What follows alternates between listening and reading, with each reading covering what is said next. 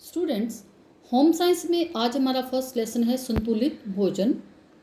यह परिभाषा संतुलित भोजन के बारे में मैंने आपको पहले भी बताया था। संतुलित भोजन ऐसा भोजन जिसमें सभी पोषक तत्व उचित मात्रा में विद्यमान हों उसे संतुलित भोजन कहते हैं। अर्थात भोजन जो है ना तो हमें कम मात्रा में करना चाहिए और ना ही अधिक मात्रा में। पोषक तत्वों की कमी और अधिकता अनेक तरह के रोग उत्पन्न करती है। भोजन करते समय हमें उनमें पाए जाने वाले पोषक तत्वों का ज्ञान होना अति आवश्यक है ताकि हम भोजन को संतुलित ढंग से कर सकें। ऐसे कौन से तत्व हैं जिन्हें आहार में शामिल करना ज़रूरी है? तो ये सभी प्रकार के जो पोषक तत्व हैं हमारे आहार में शामिल होने चाहिए तथा इनकी मात्रा भी संतुलित होनी चाहिए। कार्यों के आधार पर इन तत्वों को 3 श्रेणियों में बांटा गया है। फर्स्ट जो बताया गया है वो है ऊर्जा प्रदान करने वाले तत्व। इसमें जो ऊर्जा प्रदान करने वाले तत्व हैं वो हैं आपके कार्बोहाइड्रेट, ऊर्जा प्रदान करने वाले तत्व। ठीक है, और ये कौन कौन से तत्व हैं आपके? कार्बोहाइड्रेट्स तथा वसा। कार्बोहाइड्रेट्स तथा वसा ये आपको ऊर्जा प्रदान करते हैं। इन पोषक तत्वों को ऊर्जादाता कहा जाता है। ऊर्जादाता इनको कहा जाता है। ये हमें अनाज, तिलहन, गुड़, चीनी, घी, तेल आदि से मिलते हैं। दूसरी प्रकार के जो आपके तत्व आते हैं वो है वृद्धि करने वाले तत्व। वृद्धि करने वाले तत्व इसमें आपका आता है प्रोटीन। वृद्धि के लिए प्रोटीन का होना बहुत ज़रूरी है। शारीरिक वृद्धि के लिए प्रोटीन का होना बहुत ज़रूरी है। हमारी कोशिकाएं निरंतर रूप से टूटती फूटती रहती हैं तथा इनकी मुरम्मत जो है प्रोटीन करता है। इन क्षतिग्रस्त कोशिकाओं की मुरम्मत के लिए प्रोटीन की बहुत ही आवश्यकता होती है और इसी को जो है हम वृद्धि कारक तत्व भी कहते हैं। इस तत्व को हम क्या कहते हैं? वृद्धि कारक तत्व कहते हैं, क्योंकि ये शरीर की वृद्धि करता है तो इसका नाम जो है वृद्धि कारक तत्व कहलाता है। तीसरा जो है कार्यों के आधार पर, अच्छा हमें प्रोटीन के स्रोत भी करने हैं तो प्रोटीन हमें दालों से, दूध से, मूंगफली से, फलियों से तथा मांसाहारी में ये अंडे, मांस, मछली से मिलता है। और तीसरा जो है हमारा कार्यों के आधार पे क्या आएगा? सुरक्षा प्रदान करने वाले तत्व। ठीक है, प्रदान करने वाले तत्व। अब इसमें जो है क्या आते हैं आपके? विटामिन्स तथा खनिज लवण।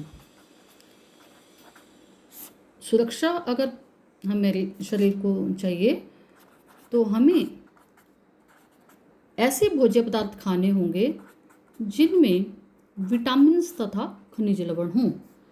अब हम उन चीज़ों का पता लगाते हैं जिनसे हमें विटामिन्स तथा खनिज लवण मिले। ये हमें मिलते हैं फलों तथा सब्जियों से हमें मिलते हैं। सभी प्रकार के फल तथा सब्जियां, इनसे हमें ये विटामिन्स तथा खनिज लवण मिल जाएंगे और इनको हम क्या कहते हैं? सुरक्षात्मक तत्व कहते हैं। इनको हम क्या कहते हैं? सुरक्षात्मक तत्व कहते हैं। ठीक है, अभी कार्यों के आधार पर हमने इसको कितनी श्रेणी के में बांटा? 3 श्रेणियों में बांटा है। ठीक है, 3 श्रेणियों में बांट दिया है। संतुलित भोजन करने के लिए हमें ये सभी तत्व मिलने जरूरी हैं। और क्यों जरूरी हैं? ये इसके कार्यों को देख करके हमें पता लगता है। हमें भोजन में कार्बोहाइड्रेट तथा वसा, प्रोटीन, विटामिन्स तथा खनिज लवण ये सभी संतुलित मात्रा में चाहिए। इनके लिए हमें भोज्य पदार्थों को संतुलित मात्रा में लेना होगा। जैसे सुबह के नाश्ते में आप जैसे आलू के परांठे ले रहे हो तो आपको रोटी और आलू इन दोनों से ही कार्बोहाइड्रेट आपको मिल रहा है, परंतु आपको अपनी बॉडी के लिए क्या चाहिए, प्रोटीन भी चाहिए क्योंकि वृद्धि करनी है। आपको ऊर्जा तो मिल गई ना, आपने सुबह आलू के परांठे खाए, आपको ऊर्जा तो मिल गई उससे। अभी आपको वृद्धि भी करनी है। जैसे कुछ बच्चों का कद छोटा रह जाता है, उसमें कई बारी प्रोटीन की कमी की वजह से भी रह जाता है, और भी बहुत सारे कारण होते हैं, परंतु प्रोटीन उनमें से एक है। तो वृद्धि भी करनी है आपको, ठीक है, तो उसके लिए आपको प्रोटीन लेना है। तो हमें ऐसे भोज्य पदार्थ खाने हैं कि हमें प्रोटीन भी मिल जाए। तो प्रोटीन हमने किससे बताया कि दाल, फलियां, मूंगफली, दूध और दूध से बने पदार्थ, ठीक है। शाकाहारी में तो आप यही लेंगे, और मांसाहारी में वैसे बता रखा है कि अंडे, मांस, मछली ये भी। तो इनसे जो है प्रोटीन मिलता है। सोयाबीन में बहुत ज़्यादा प्रोटीन होता है, तो उत्तम क्वालिटी का प्रोटीन होता है। काले चने में भी बहुत अच्छा प्रोटीन होता है। तो ऐसे बहुत सारी ऐसी चीज़ें हैं जिनसे प्रोटीन मिलता है। तो आप आपने ऊर्जा सुबह नाश्ते में ऊर्जा गेन कर ली, और दालों फलियों को अगर आपने भोजन में पूरे दिन में एक बार आपने खा लिया तो आपको प्रोटीन मिल गया, आपको वृद्धिकारक तत्व मिल गया, आप संतुलन में चल रहे हैं। फिर आपने दिन के किसी भी समय आपको सुरक्षा भी चाहिए। सुरक्षा किससे चाहिए होती है?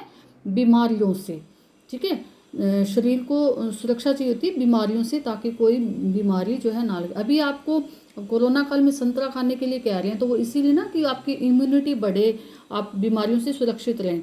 तो दिन के समय आपको किसी भी समय जो है फल लेने होंगे अगर आपको सुरक्षा चाहिए तो, क्योंकि उससे आपको मिलने वाले हैं विटामिन तथा खनिज लवण जो आपको सुरक्षा प्रदान करेंगे। तथा इन विटामिन और खनिज लवण को प्राप्त करने के लिए हमें फलों और सब्जियों का सेवन करना होगा।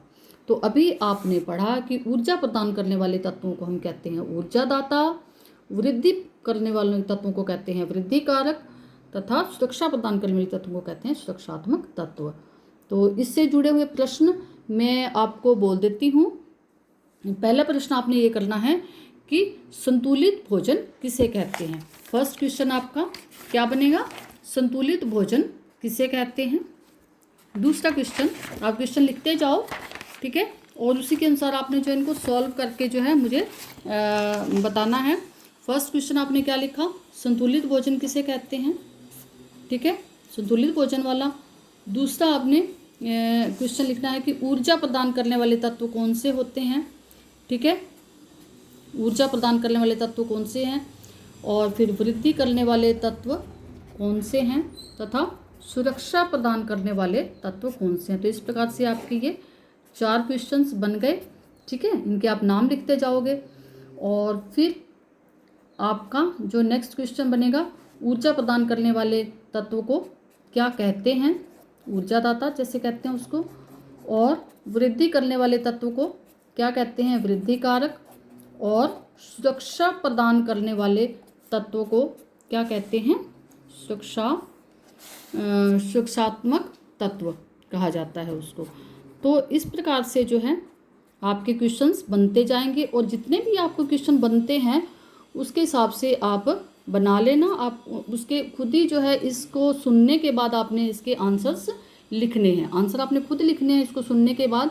फिर आपने लिखना है कि कार्बोहाइड्रेट तथा वसा के स्रोत बताएं, ठीक है, कार्बोहाइड्रेट के स्रोत बताने हैं आपने। फिर आपने वसा के स्रोत बताने हैं, ठीक है, तैलीय पदार्थों से मिलते हैं ना वसा, घी, तेल, ठीक है, इससे। और उसके बाद आपने प्रोटीन के स्रोत बताने हैं, और उसके बाद आपने विटामिन्स तथा खनिज लवण के भी स्रोत बताने हैं, ठीक है। तो ये जो हैं क्वेश्चंस आपके। और एक आपने ये भी करना है कि कार्यों के आधार पर जो है पोषक तत्वों को कितने भागों में बांटा गया है। तो आपने लिखना है 3, और उन तीनों के आपने नाम भी बताने हैं। तो आप जितने मर्जी आप क्वेश्चन इस चैप्टर के बना सकते हो, उतने आप क्वेश्चंस बनाओ, और इस जो है इसको देखने के बाद जितने भी आप आंसर कर सकते हो उनको करो। ओके।